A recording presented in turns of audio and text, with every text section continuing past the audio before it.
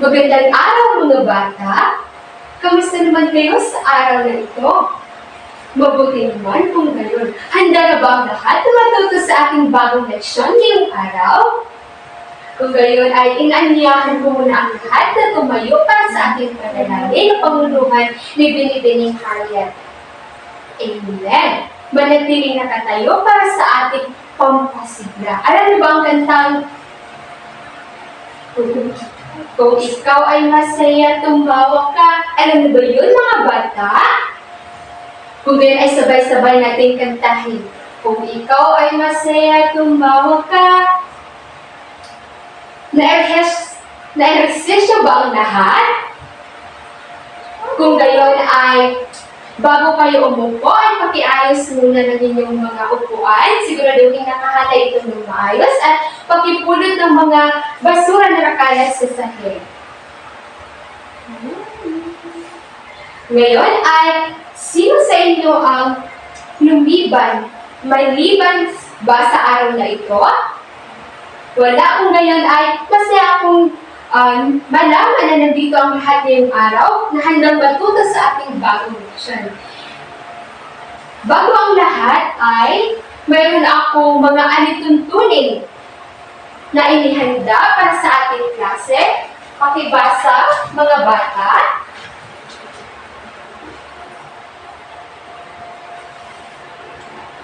Okay, mga alituntunin natin ay ang makinig ng mabuti, aktibong makilahok sa ating mga aktibidad, laging handa na matuto, igalang ang lahat, at iwasan ang pagambala at manatiling nakatuon sa ating klase.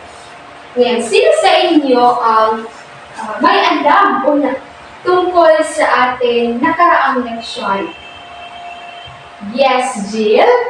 Tungkol sa parabola. Ano nga ba yun, mga bata? Tungkol sa parabola. Ngayon ay may ipapakita akong larawan sa inyo.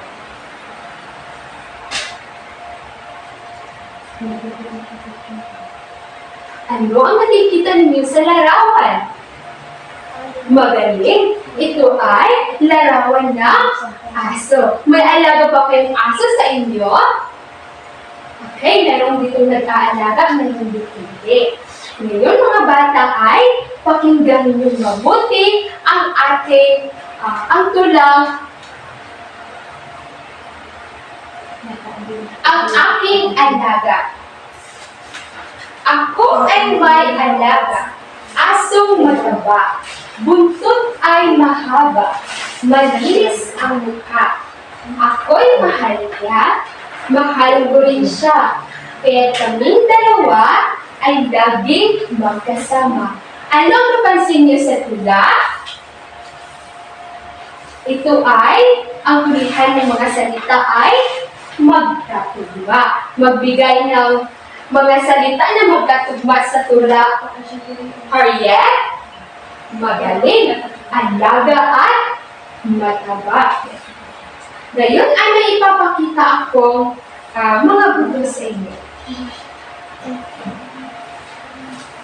Pakibasa ng sabay-sabay.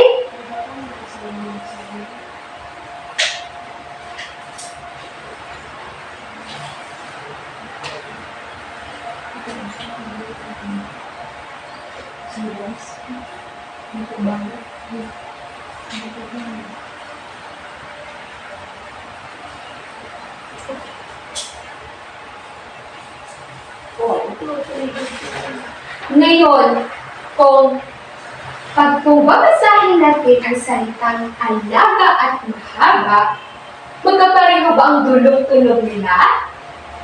Tama, magkapareho ang dulong-tulong nila. Ngunit, magkapareho ba kanilang kahulugan? Tama, magkapareho ang kanilang dulong-tulong, ngunit hindi magkasing kahulugan. At kaya sa tingin nyo ang tatalakay natin ngayong araw? Yes, dear? Magaling! Ang tatalakay natin ngayong araw ay tungkol sa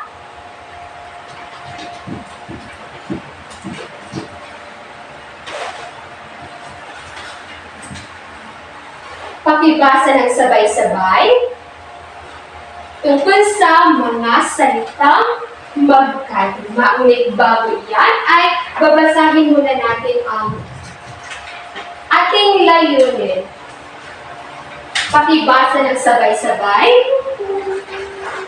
Maraming salamat. Ano nga ba ang salitang magkatugma? Yes, Alisa. Magaling. Ang salitang magkatugma, ito ay kadalasan ginagamit sa tula upang magandang pakinggan.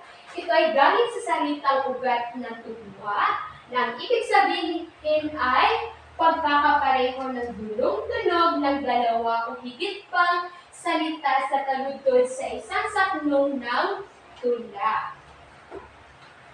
Ngayon, pakibasa ng ating tulang ang alaga kong puting at pakinggang mabuti kung saan ang mga salita na magkatugma ang dulong-tunog nila.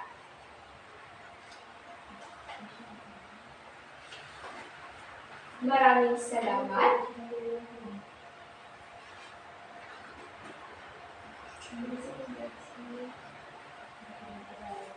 Base sa tula, ibigay ninyo ang mga salitang magkatugma. Yes, Rhea. Puting at muning, magaling, tama. Ano ba, Junrick? Mata at kita, magaling. Magbigay kayo ng mga salitang magkatugma na makikita natin dito sa loob ng ating klase.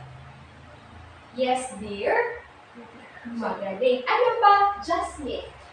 Tama ang lahat ng mga sagot, mga bata. Mayroon pa ba kayong mga katanungan tungkol sa ating leksyon ngayong araw? Kung gayon wala na ay magkakaroon tayo ng pangkat ng gawain. Papangkatin ko kayo sa dalawang pangkat. Ito ang unang pangkat at dito naman ay ang pangalawang pangkat. Ang gagawin niyo lamang ay bumuo ng isang tula gamit ang mga salitang magkatugma na ibibigay ko sa inyo.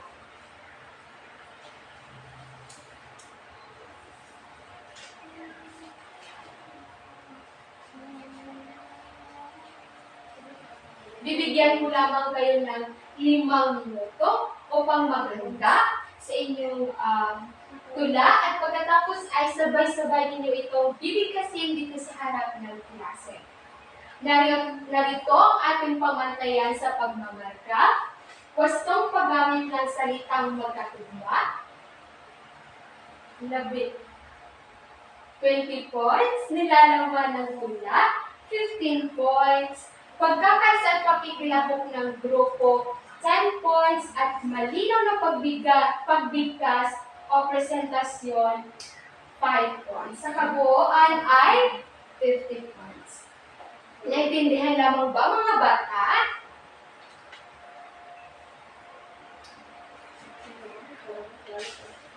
Natapos na ang oras. Unang pangkat, mag-present na dito sa harapan. Magaling, palakpakan natin ang unang pangkat. Ngayon naman sa pangalawang pangkat. Magaling, tama lahat ng inyong mga gawa, mga bata. Ngayon naman ay, ano ang salitang magkatugma? Yes, Johnny. Tama, ang salitang magkatugma ay ang mga salitang magkasintunog ang hulihan ng salita, ngunit hindi magkasing kahulugan. Magbigay ng isang pares ng salitang magkatugma. Yes, Jessa? Tama. Ano ba, Jasmine? Magaling. Ngayon ay magkakaroon tayo ng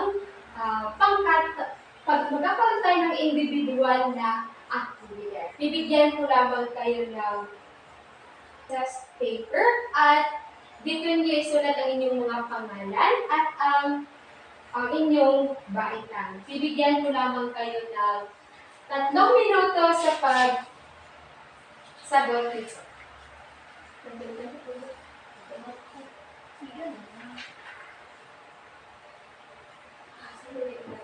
Tapos na ba? Pakipasan yung mga papel sa harapan.